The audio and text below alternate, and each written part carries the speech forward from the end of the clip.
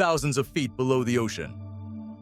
A submarine detected something massive swimming right beside it, matching its speed, making no sound, no turbulence. They called it the Silent Swimmer, and it was never identified. The encounter happened during a classified deep-sea expedition using sonar and low-light cameras. Sonar showed a huge moving object keeping perfect formation with the sub, but the cameras showed nothing.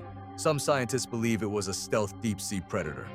Others say a giant eel-like species, or something using unknown propulsion.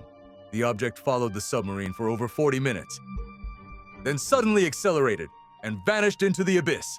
So be honest, was this a new species or something intelligent?